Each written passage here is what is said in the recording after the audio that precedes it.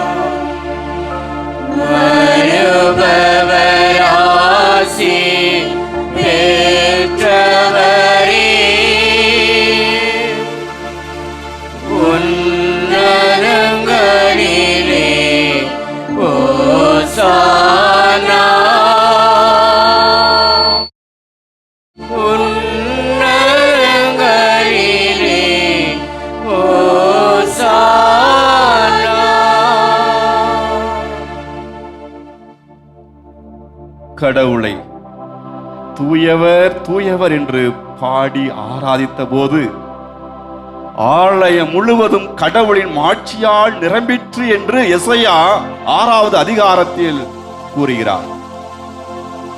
இந்த நற்கருணை ஆராதனையில் கடவுளின் பிரசன்னத்தை உணர்ந்து பங்கேற்கும் நாம் நமது குடும்பங்களில் இல்லங்களில் கடவுளின் மாட்சி நிரம்ப தீமைகளும் பாவங்களும் சாபங்களும் முற்றிலும் அழிய நம் ஆண்டவரை தூயவர் தூயவர் என்று போற்றி பாடுவோம்.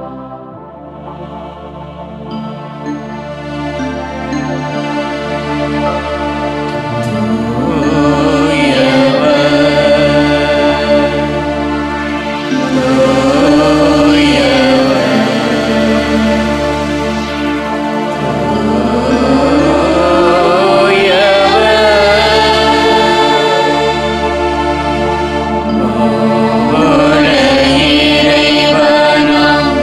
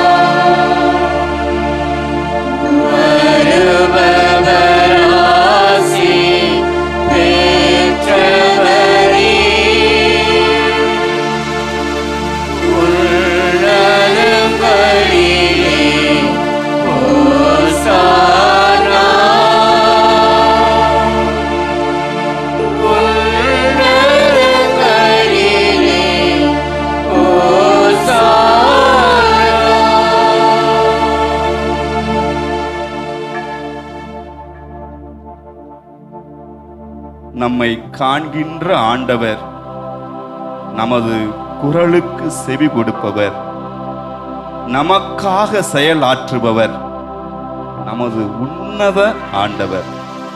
தம்மையே கையளிக்கும் அளவிற்கு நம்மீது அன்பு கூறுபவர், மின்னையும் மண்ணையும் ஒருங்கிணைத்தவர், தாய் மறந்தாலும் நம்மை மறக்காதவர், இரவும் பகலும் கண் அயராது நம்மை காக்கின்றவர். இந்த ஈடு இணையற்ற ஆண்டவரின் அன்பும் ஆட்சியும் நம்மீது பொழியப்பட உள்ளத்தின் மகிழ்வோடு அன்பின் ஏக்கத்தோடு ஆண்டவரை தூயவர் தூயவர் என்று போற்றி பாடுவோம்.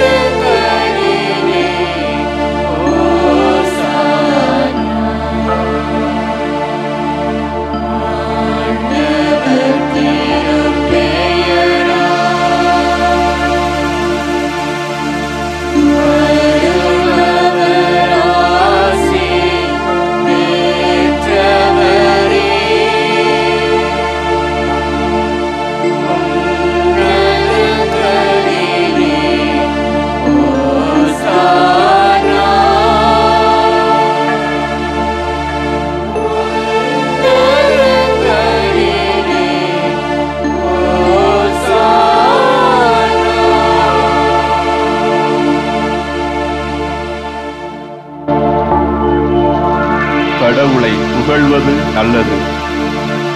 ஏனென்றால் அவர் எல்லோருக்கும் நன்மை புரிபவர். நம்முடைய மனமாற்றத்திற்காக காத்திருப்பவர். எந்த நிலையிலும் நம்மை ஏற்றுக்கொள்பவர். நமது தேவைகள் அறிந்து செயல்படுபவர். அவர் புகழ்ச்சிக்கு உரியவர். நாம் அவரை புகழ்ந்துரைக்கும் போது அவரது மாட்சி மிகுதியாகாது. மாறாக கடவுளுக்கும் நமக்கும் உள்ள உறவு உறுதி அடைகிறது. கடவுளுக்கும் நமக்கும் உள்ள அன்பு வளருகிறது.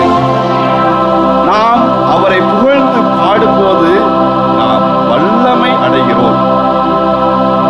ஆடு மேய்த்த தாவீது கடவுளை போற்றி புகழ்ந்ததால் அவரை கடவுள் அரசராக்கினார். நாமும் அவரை புகழும் போது கடவுள் நம்மை மேன்மைப்படுத்துவார். ஆண்டவரை களி கூறுதலோடு புகழ்ந்து பாடும்போது அவர் நமது உள்ளத்தின் விருப்பங்களை நிறைவேற்றுகிறார் என்று திருப்பாடல் 37:4 கூறுகிறது. திருத்தூதர் பணிகள் 16வது அதிகாரத்தில் சொல்வது போல, பவுலும் சீலாவும் தங்களது துன்பத்தின் மத்தியிலும் நள்ளிரவில் சிறைச்சாலையில் கடவுளை புகழ்ந்து பாடிய போது சங்கிலிகளும் கட்டுக்களும் உடைந்தன. சிறைச்சாலை கதவுகள் திறந்தன. அவ்வாறே நாம் நம்முடைய துன்பங்களை எல்லாம் மறந்து கடவுளை மனதார புகழும் போது நம்முடைய வாழ்வின் கட்டுக்களும் தடைகளும் உடையும். நமக்கு வேண்டிய ஆசீர்வாதத்தின் கதவுகள் திறக்கும். கடவுளை இடைவிடாமல் புகழ்பவர்கள் உலகில் எந்த சூழ்நிலையையும் எதிர்கொள்ளும் வலிமையையும் ஆற்றலையும் பெறுகிறார்கள். எனவே அன்பானவர்களே, கடவுளை புகழ்வதே நமது வலிமை.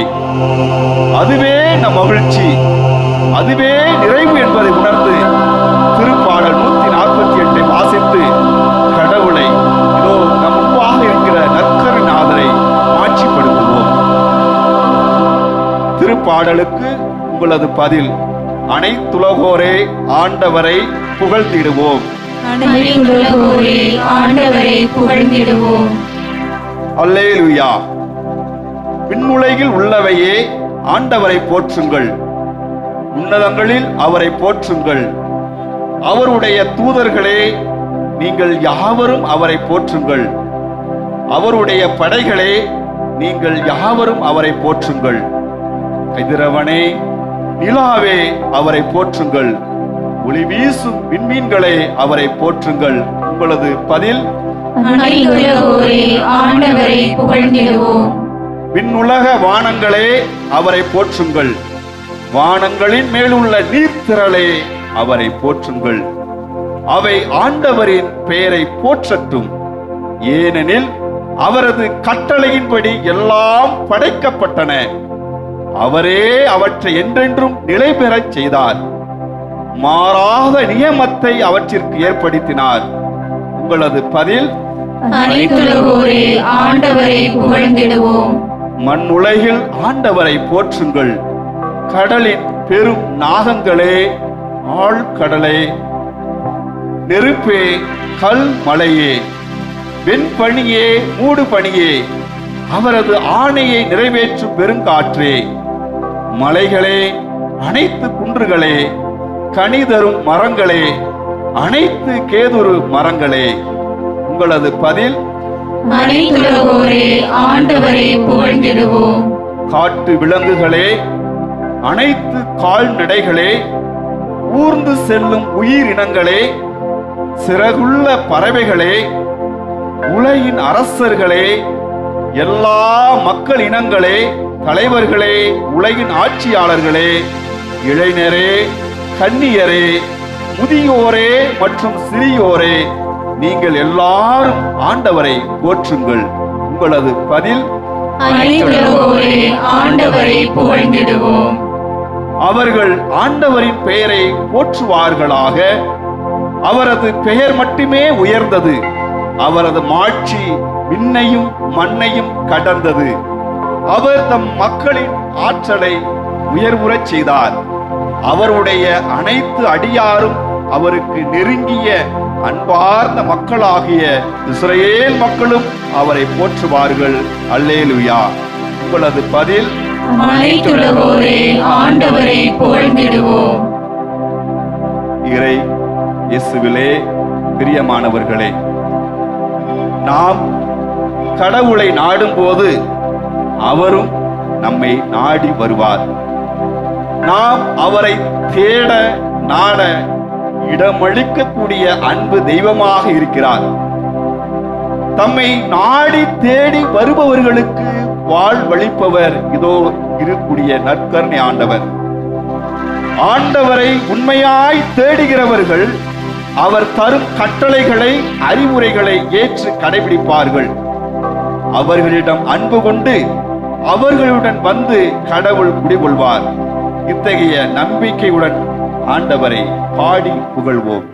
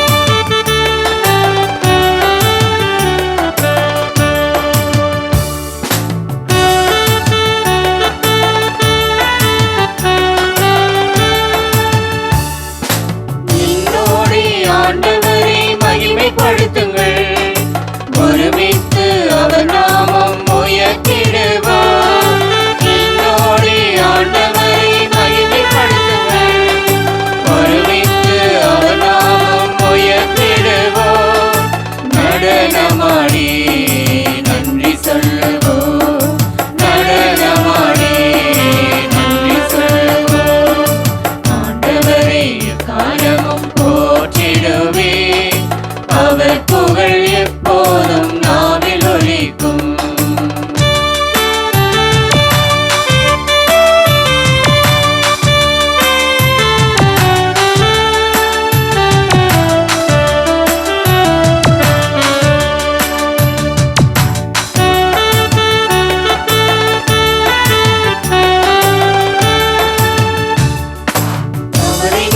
பார்த்ததால் பிரகாசமானே, எனது முகம் வெட்கப்பட்டு போகவே இல்லை.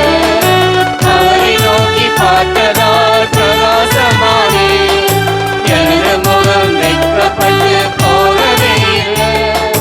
நடனமானே நன்றி சொல்லவோ, நடனமானே நன்றி சொல்லவோ. ஆண்டவரை காலமும் போற்றிடுவே.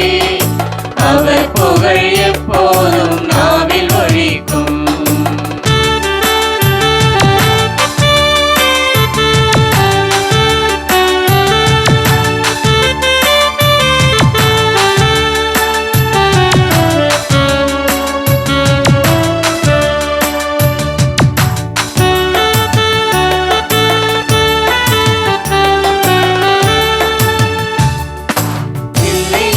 கூப்பிட்டேன் பதில் கண்டாரே, நெருக்கடிகள் அனைத்தினின்றும் விடுவித்தாரே. பிள்ளை நான் கூப்பிட்டேன் பதில் கண்டாரே, நெருக்கடிகள் அனைத்தினின்றும் விடுவித்தாரே. நடனமாடி நன்றி சொல்லுவோ, நடனமாடி நன்றி சொல்லுவோ. ஆண்டவரை காலமும் போற்றிடுவே. அவர் புகழ் எப்போதும் நாவில் ஒலிக்கும். ஆண்டவரை காலமும் போற்றிடுவே. அவர் புகழ் எப்போதும் நாவில் ஒலிக்கும். நடனமாடி நன்றி சொல்லுவோ, நடனமாடி நன்றி சொல்லுவோ, நடனமாடி நன்றி சொல்லுவோ, நடனமாடி நன்றி சொல்லுவோ. அன்பிற்கினியவர்களே, கடவுள் நம்மில், நமது உள்ளத்தில், நமது இல்லத்தில் குடிகொள்ள வேண்டும். நமது வாழ்வில் இறை பிரசன்னம் இல்லை என்றால் அது இருளான வாழ்வு. இருளான நிலையில் நல்ல வழிகளை நம்மால் காண முடியாது.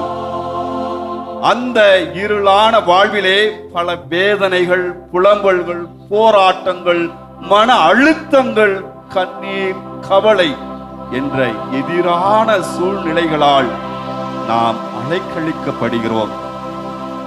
மத்தேயு நற்செய்தி 8வது அதிகாரத்தில் 23வது திருவசனத்திலிருந்து வாசிக்கும் போது, கடலில் அலைக்கழிக்கப்பட்ட படகில் சீடர்கள் மட்டும் இருந்திருந்தால் அவர்கள் மூழ்கி இருப்பார்கள்.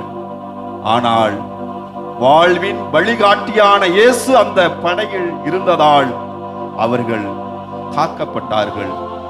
ஆம், நம்முடைய உள்ளத்தில் இல்லமாகிய படகில், வாழ்க்கை என்னும் படகில் வழிகாட்டு தீபமாகிய இயேசு இல்லை என்றால் நம்முடைய வாழ்வும் அலைக்கழிக்க தத்தளிக்கும் படகாகிவிடும்.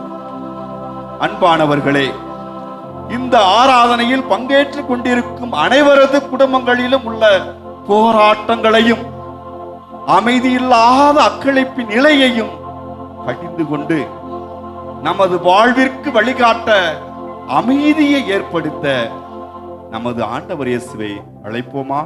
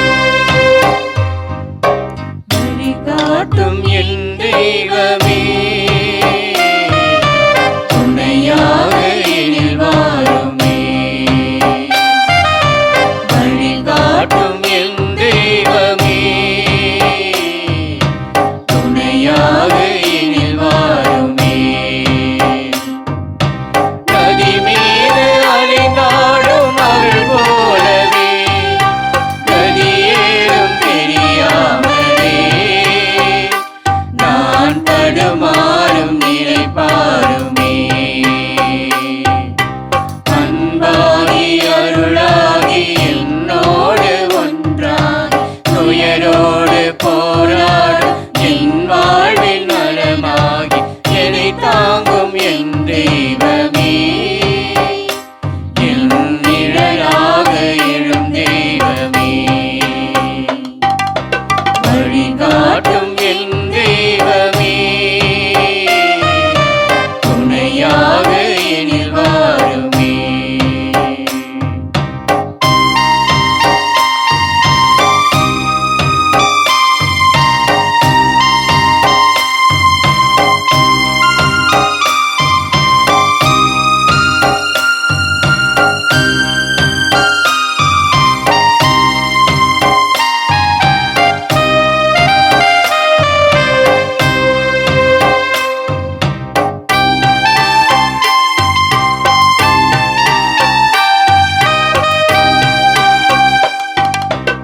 இந்நாளும் உன்னை தேடும் வரம் கேட்கின்றேன். உன் பாதத்தில் நாடும் மனம் கேட்கின்றேன். நீரின்றியே மண்ணில் வளமில்லையே. நிலவின்றியே உயிர் வாழ்வில்லையே. இந்நாளும் உன்னை தேடும் வரம் கேட்கின்றேன். உன் பாதத்தில் நாடும் மனம் கேட்கின்றேன். என்னை காக்கும் என் தெய்வமே. என் உயிராக எழும் தெய்வமே. நிலவெங்கும் ஒளிர்ந்தாலும் விழி மூடி பயனேன். துயர் மூடும் மனமுண்டு அருள் காணும் வகையாய் பலனாக கை மீது வா. இங்கு புலனாகும் இறையாக வா. வழிகாட்டும் என் தெய்வமே. துணையாக எனில் வாருமே.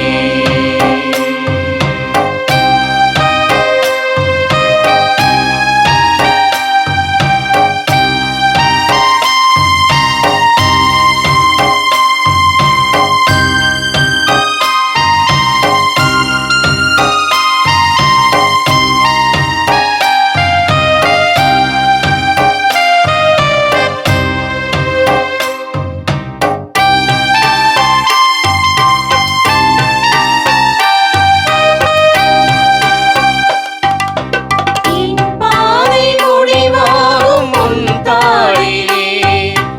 என் வாழ்வு விடிவாகும் அந்நாளிலே.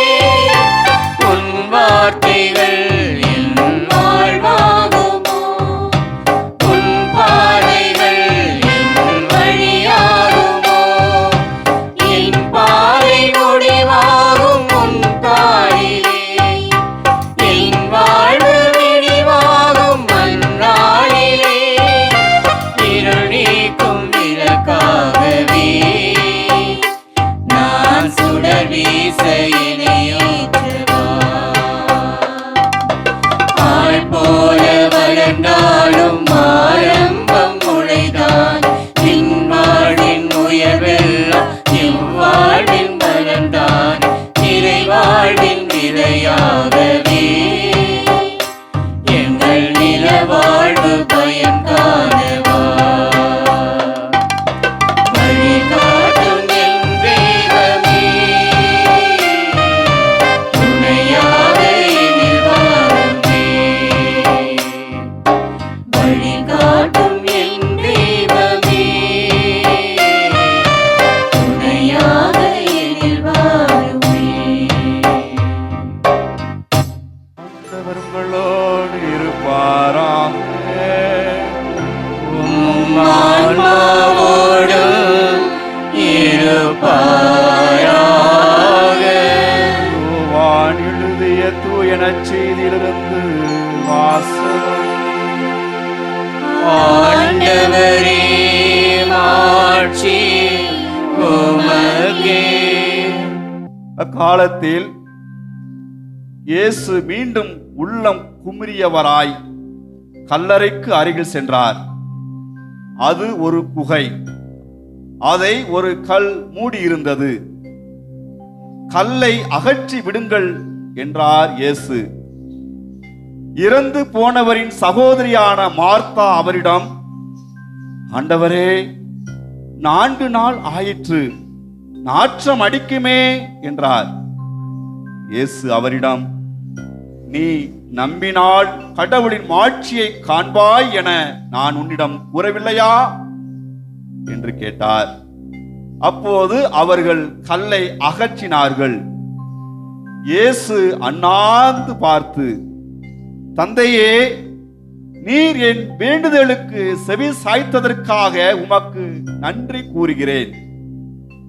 நீர் எப்போதும் என் வேண்டுதலுக்கு செவி சாய்க்கிறீர் என்பது எனக்கு தெரியும். எனினும் நீரே என்னை அனுப்பினீர் என்று சூழ்ந்து நிற்கும் இக்கூட்டம் நம்பும் பொருட்டே இப்படி சொன்னேன் என்று கூறினார். இவ்வாறு சொன்னபின் இயேசு உரத்த குரலில், லாசரே, வெளியே வா என்று கூப்பிட்டார்.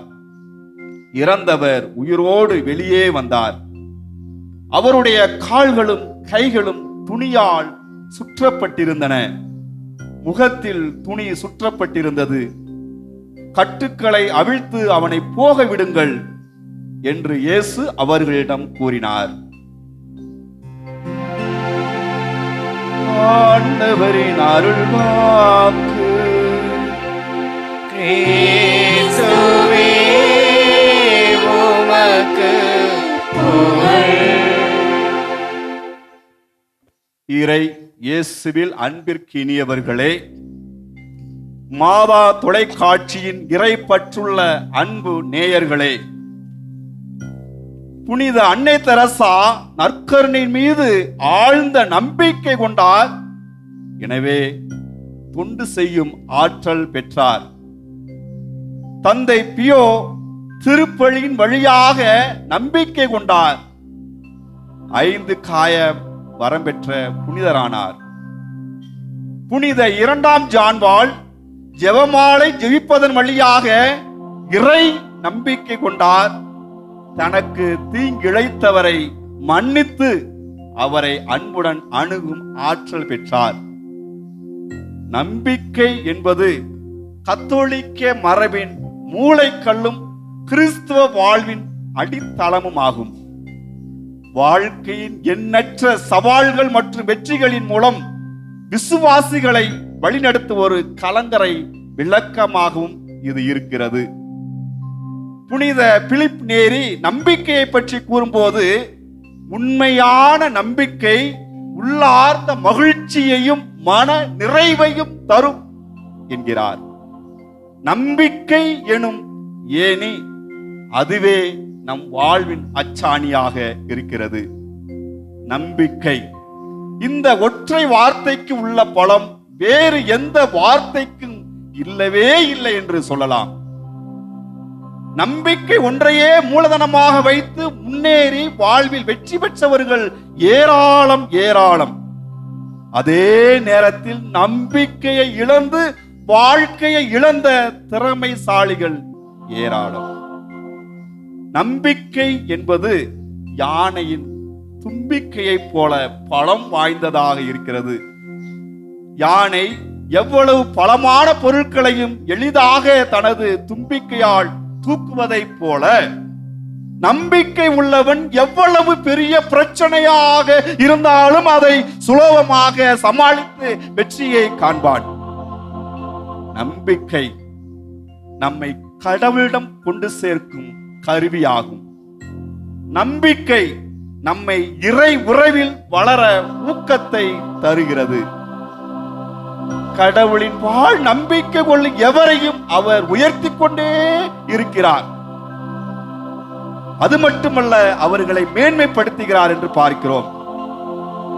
அது மட்டுமல்ல, புதிய ஆற்றல் தந்து வழிநடத்துகிறார். இதைத்தான் இறைவாக்கினர் எசாயா 40வது அதிகாரம் 31வது வசனத்தில், ஆண்டவர் மேல் நம்பிக்கை வைத்திருப்பவர்களோ புதிய ஆற்றல் பெறுவர், கழுகுகள் போல இறக்கை விரித்து உயரே செல்வர், அவர்கள் ஓடுவர் களைப்படையார், நடந்து செல்வர் சோர்வடையார் என்று கூறுகிறார். மகிழ்ச்சியான, சந்தோஷமான, மன நிறைவோடு, எல்லா வசதிகளோடு என்று சாதகமான சூழ்நிலையில் நம்மோடு இருப்பவர்கள்தான் மனிதர்கள். ஆனால் சாதகமற்ற, எதிரான, மகிழ்ச்சி இல்லாத, சந்தோஷம் இல்லாத, பெருமையான நிலையிலும், எல்லோராலும் கைவிடப்பட்ட நிலையிலும் நமக்காக செயல்படுபவர்தான் கடவுள். கடலை இரண்டாக பிரித்தார், பாலை நிலத்தில் உணவளித்தார், பாறையில் தண்ணீர் வரச் செய்தார், மாறாவாக இருந்த கசிந்த தண்ணீரை சுவையுள்ளதாக மாற்றினார். இஸ்ரவேல் மக்களின் நம்பிக்கை வளர்க்கவே கடவுள் இவ்வாறு செய்தார் என்று பார்க்கிறோம். கடவுளின் ஆற்றல் ஒரு நாளும் குறைந்து போவதில்லை. இன்று நாம் கடவுள் மீது நம்பிக்கை கொள்வோமானால் நமது வாழ்விலும் எப்படிப்பட்ட சூழ்நிலையிலும் கடவுள் வல்ல செயல்களை செய்ய வல்லவராக இருக்கிறார். மத்தேயு நற்செய்தி 13ஆம் அதிகாரத்தில் பார்க்கிறோம், இயேசு தம்முடைய சொந்த ஊரில் அலட்சியமாக பேசப்படுகிறார். அந்த மக்கள் நம்பிக்கை கொள்ளாததால் இயேசு அங்கு பல வல்ல செயல்களை செய்யவில்லை என்று நாம் பார்க்கிறோம். பிரியமானவர்களே, நாமும் கூட பல வேளைகளில் நம்பிக்கை இல்லாதவர்களாகவும், நம்பிக்கையில் குறைவுள்ளவர்களாகவும், இருமனம் உடையவர்களாகவும் காணப்படுகிறோம். நம்பிக்கை இல்லாதவர்களை பற்றி கூறும்போது எபிரேயர் 3ஆம் அதிகாரம் 12வது வார்த்தையிலே, நம்பிக்கை கொள்ளாத தீய உள்ளம் வாழும் கடவுளை விட்டு விலகும் என்று எடுத்துரைக்கிறது. ஆம், நம்பிக்கை கொள்ளாத யாரும் கடவுளை நாட விரும்புவது இல்லை. கடவுளை பற்றி அறிகிற அறிவை அவர்கள் வெறுக்கிறார்கள். இவர்களிடம் இறை அச்சம் என்பதே இல்லை. கடவுளின் கட்டளைகளை குறித்து அக்கறை இருக்காது. தனக்குத்தானே கடவுள் என்று வாழ்பவர்களாய் இருக்கிறார்கள். நம்பிக்கை கொண்டவர்களை ஏளனமாக பார்ப்பவர்களாக இருக்கிறார்கள். இப்படிப்பட்டவர்கள் தண்டனை தீர்ப்பை தனக்குத்தானே அறிவித்துக் கொள்ளக்கூடியவர்களாக இருக்கிறார்கள். அது மட்டுமல்ல, நம்பிக்கையில் குறைவுள்ளவர்கள் என்று பார்க்கும்போது நாம் கடவுளை கேட்பது கிடைக்குமா கிடைக்காதா என்ற குழப்பத்தில் அரை குறையான நம்பிக்கை கொள்வது. ஆனால் நம்பிக்கை என்பது எப்படிப்பட்டதாக இருக்க வேண்டும் என்பதன் விளக்கமாக எபிரேயர் 11ஆம் அதிகாரத்தில், நம்பிக்கை என்பது நாம் எதிர்நோக்கி இருப்பவை கிடைக்கும் என்னும் உறுதி, கண்ணுக்கு புலப்படாதவை பற்றிய ஐயமற்ற நிலை என்றும், நம்பிக்கையினால் அன்றி எவரும் கடவுளுக்கு உகந்தவராய் இருக்க முடியாது, ஏனெனில் கடவுளை அணுகிச் செல்வோர் அவர் இருக்கிறார் என்பதையும், அவரை தேடிச் செல்வோருக்கு தக்க கைமாறு அளிக்கிறார் என்பதையும் நம்ப வேண்டும் என்று கூறப்பட்டுள்ளது. இப்பொழுது வாசிக்க கேட்ட நற்செய்தியிலும் கூட நாம் பார்க்கிறோம், இயேசு லாசரின் கல்லறை எங்கே என்று கேட்டபோது, லாசரின் சகோதரி இனி எதுவுமே செய்ய முடியாது, எல்லாம் முடிந்து விட்டது என்ற மனநிலையில் அவனை அடக்கம் செய்து 4 நாட்கள் ஆகிவிட்டது, நாற்றம் அடிக்குமே என்று கூறுகிறார். எல்லாம் முடிந்த நிலையிலும், அழுகியே போனாலும், நாற்றம் அடித்தாலும், மக்கி போயிருந்தாலும், நீ நம்பினால் கடவுளின் மாட்சியை காண்பாய் என்று கூறுகிறார். அன்பான இறை மக்களே, கடவுளின் அன்பு பிள்ளைகளே, நாமும் பல வேளைகளில் நம்பிக்கையில் குறைவுபடுகிறோம். நமது விண்ணப்பங்கள் நிறைவேற கால தாமதம் அடையும் போது நம்பிக்கையில் தளர்ந்து விடுகிறோம். அடுத்தடுத்த துன்பங்களின் அழுத்தத்தால் சோதனைக்கு மேல் சோதனை வருகின்ற பொழுது நம்பிக்கையில் பின்னடைந்து விடுகிறோம். இனி என் வாழ்வில் மாற்றம் வராது, எதிர்பார்ப்பது கிடைக்காது, எல்லாம் முடிந்து விட்டது, தோல்வியும் ஏமாற்றமுமே எனது வாழ்வாகிறது என்று பல எதிர்மறையான உணர்வுகளில் குழம்புகிறோம். ஆனால் இறைவாக்கினர் அபகுக்கு, அத்திமரம் துளிர்க்காமல் போனாலும், திராட்சை கொடிகள் கனி தராவிடினும், ஒலிவ மரங்கள் பலன் அற்று போனாலும், வயல்களில் தானியம் இல்லாவிடினும், ஆடுகளும் மாடுகளும் தொழுவத்தில் இல்லாது போயினும், நான் ஆண்டவரில் களி கூறுவேன். என் மீட்பரான கடவுளில் மகிழ்ச்சி அடைவேன். ஏனென்றால் அவர் நிச்சயமாக என்னை உயர்ந்த இடங்களுக்கு நடத்தி செல்வார் என்று தனது அசைக்க முடியாத நம்பிக்கையை அறிக்கை செய்கிறார். அப்படிப்பட்ட நம்பிக்கை நம்மில் வளர வேண்டும். அழுகிய நிலையில் இருந்தாலும், நாற்றமெடுத்த நிலையில் இருந்தாலும், என் சூழ்நிலையை மாற்ற என் இயேசுவால் முடியும் என்று நாம் உறுதியாக நம்ப வேண்டும். 1 பேதுரு 1:7 குறிப்பிட்டுள்ளது போல, அழியக்கூடிய பொன் நெருப்பினால் புடமிடப்படுகிறது. அதைவிட விலை உயர்ந்த உங்கள் நம்பிக்கை மெய்ப்பிக்கப்படவே துயர் உறுகிறீர்கள். இயேசு கிறிஸ்து வெளிப்படும் போது அந்நம்பிக்கை உங்களுக்கு புகழும் மாண்பும் பெருமையும் தருவதாய் விளங்கும். ஆகவே கடவுள் ஒருபோதும் நம்மை கைவிடுவது இல்லை என்பதை நாம் முதலில் நம்ப வேண்டும். துன்பங்களும் ஏமாற்றங்களும் நம்மை சோர்வடைய செய்ய நாம் இடமளிக்காமல் நம்பிக்கையில் உறுதியாய் இருக்க கற்றுக்கொள்ள வேண்டும். நற்செய்தி நூல்களிலே நாம் பார்க்கிறோம், இயேசு பல வல்ல செயல்கள் செய்யும் போது உன் நம்பிக்கை உன்னை நலமாக்கிற்று, உன் நம்பிக்கை உன்னை குணமாக்கிற்று என்று கூறுகிறார். இதனால் நமது வாழ்வில் இறைவன் செயலாற்ற வேண்டுமானால் நமது தேவைகளில், சூழ்நிலைகளில், நம்முடைய பிரச்சனைகளில் கடவுள் அற்புதம் அதிசயம் செய்ய வேண்டுமானால், நமது துன்பம் நிறைந்த வாழ்வில் மாற்ற வேண்டுமானால், என் ஆண்டவர் எனக்காக யாவையும் செய்து முடிப்பார், அவர் எனக்காக போர் புரிவார், என் சார்பில் செயலாற்றுவார், என் வாழ்வை மேன்மைப்படுத்துவார், என்னை காக்கவும் விடுவிக்கவும் என்னோடு இருக்கிறார், என் அழுகையை மகிழ்ச்சியாக மாற்றுவார், எனக்கு விடுதலை வாழ்வை வழங்குவார், என்னை உயர்ந்த இடங்களில் நடத்துவார், எனது வாழ்விலும் மகிழ்ச்சியின் பாதைகளை திறந்திடுவார் என்கிற நம்பிக்கை நிறைந்த உள்ளம் நம்மிடம் இருக்க வேண்டும். நம்பினால் நம்முடைய வாழ்விலும் கடவுளின் மாட்சியை காண்பது உரிது. சில சூழ்நிலைகளிலே நாம் இறை நம்பிக்கையில இருப்பது போல தோன்றினாலும், பிரச்சனைகளினுடைய அழுத்தத்தினால், துன்பத்தின் மிகுதியினால், மனித ஆலோசனைகளை கேட்டு தவறான பலவற்றை தேடி நாம் அவைகளில் நம்பிக்கை வைத்து விடுகிறோம். அல்லது பல நேரங்களில் நமது வலிமை மீது நம்பிக்கை வைக்கிறோம். பணத்தின் மீது, அதிகமான உடைமைகள் மீது, மூட நம்பிக்கைகள் மீது, தீய வழிமுறைகள் மீது, செல்வம் படைத்த மனிதர்கள் மீது நமது நம்பிக்கையை பகிர்ந்து விடுகிறோம். ஆனால் திருப்பாடல் 118:6 மனிதர் மீது நம்பிக்கை வைப்பதை பார்க்கிலும் கடவுள் மீது தஞ்சம் புகுவதே நலம் என்றும், நீதிமொழிகள் 3:5-6 முழு மனதோடு ஆண்டவரை நம்பு, உன் சொந்த அறிவாற்றலை சார்ந்து நில்லாதே, எதை செய்தாலும் ஆண்டவரை மனதில் வைத்து செய், அப்பொழுது அவர் உன் பாதைகளை செம்மையாக்குவார் என்றும் இறைவார்த்தை நமக்கு எடுத்துரைக்கிறது. பிளவுபட்ட நம்பிக்கையை கடவுள் விரும்புவதில்லை. ஆகவேதான் கடுகளவு நம்பிக்கை இருந்தால் இந்த மலையை பார்த்து நீ பெயர்ந்து கடலில் விழு என்று சொன்னால் அது அப்படியே நடக்கும் என்று கூறுகிறார். எத்தனையோ பெரிய பெரிய விதைகள், பழங்கள் இருக்கும் போது இயேசு நம்பிக்கையை கடுகின் அளவிற்கு ஒப்பிடுகிறார். ஏனென்றால் அது சிறியதா இருந்தாலும் பிளவுபடாத முழுமையான விதை.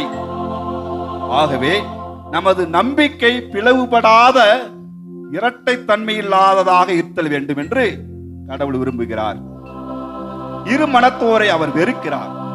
யாக்கோப்பு 1:6-7 நம்பிக்கையோடு ஐயப்பாடு என்று கேட்க வேண்டும். ஐயப்பாடு கொள்பவர்கள் காற்றினால் அலைக்கழிக்கப்படும் கடல் அலையை போன்றவர்கள். எனவே இத்தகைய இருமனம் உள்ள நிலையற்ற போக்குடையவர்கள் ஆண்டவரிடமிருந்து ஏதாவது பெற முடியும் என நினைக்காதிருக்கட்டும் என்று எழுதப்பட்டுள்ளது.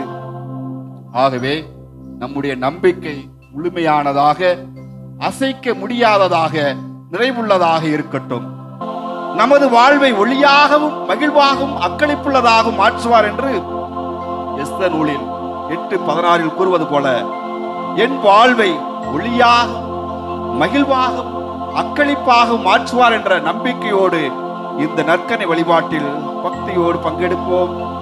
இறை ஆசீர் பெறுவோம். ஆமீன். அனைவரும் இணைந்து உற்சாகமாக இந்த பாடலை பாடி நமது மீட்பராம் நற்கருணை ஆண்டவரை புகழ்ந்து நமது நம்பிக்கையை வெளிப்படுத்துவோம்.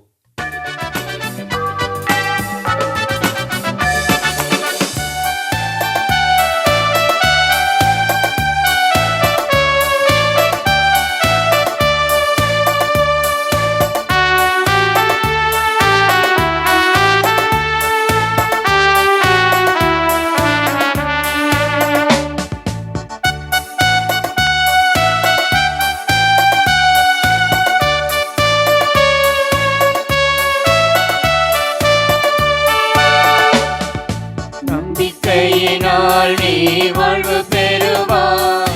நண்பனே நீ பயப்படாதே. நம்பிக்கையினால் நீ வாழ்வு பெறுவாய். நண்பனே நீ பயப்படாதே. பயம் வேண்டாம், திகில் வேண்டாம், படைத்தவர் உன்னை நடத்தி செல்வார். பயம் வேண்டாம், திகில் வேண்டாம், படைத்தவர் உன்னை நடத்தி செல்வார். நம்பிக்கையினால் நீ வாழ்வு பெறுவார். நண்பனே நீ பயப்படாதே.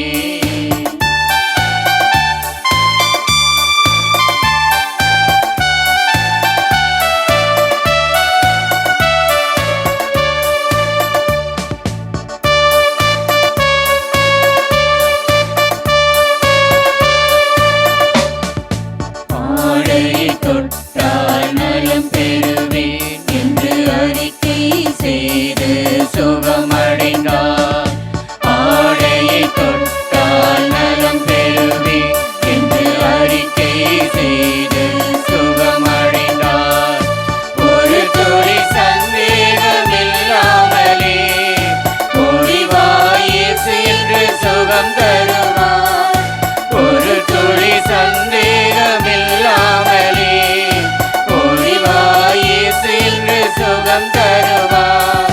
பயம் வேண்டாம், திகில் வேண்டாம், படைத்தவர் உன்னை நடத்தி செல்வார்.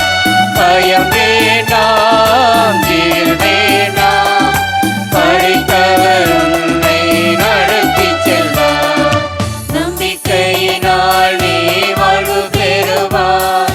நண்பனே நீ பயப்படாதே.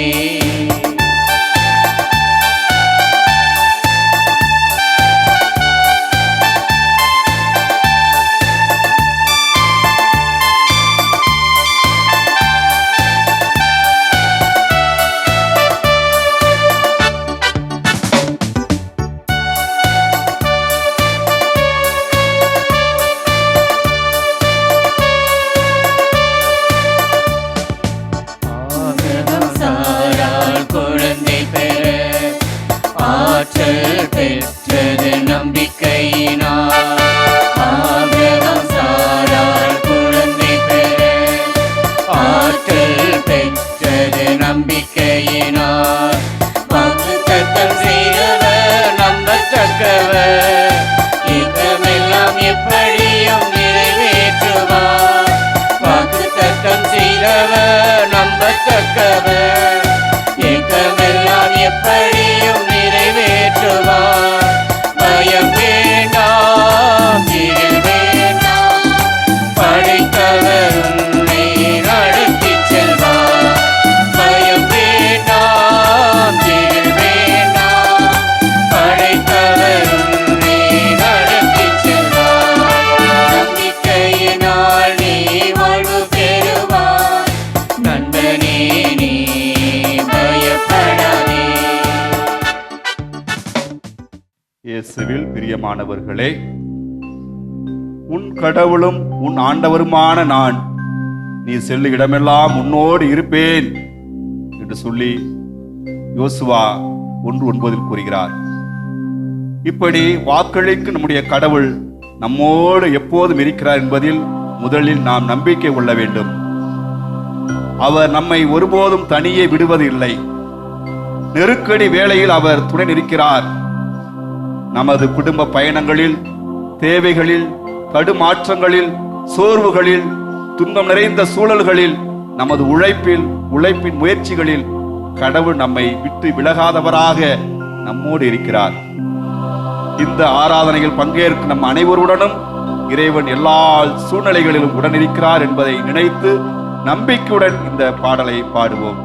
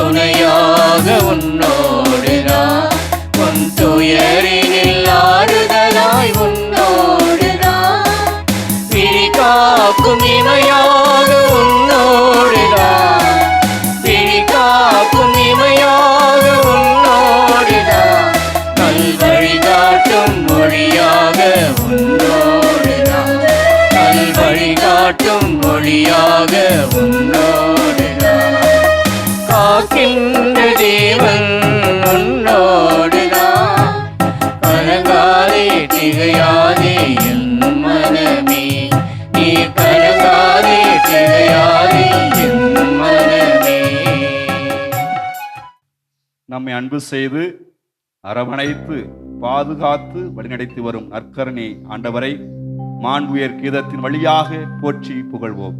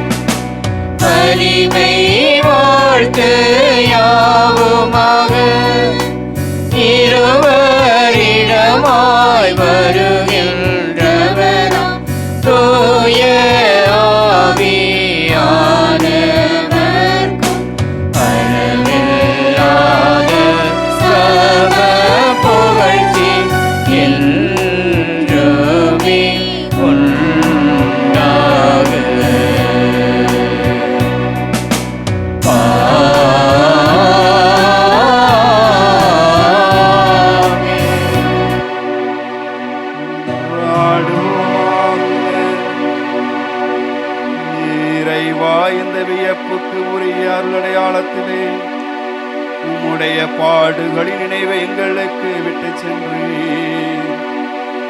திருவுடல் திரு ரத்தமாகியவற்றின் தூய மறைபொருளை வணங்கும் நாங்கள் உமது மீட்பின் பயனை இடைவிடாமல் துணர்ந்து மகிழ அருள்வீராக.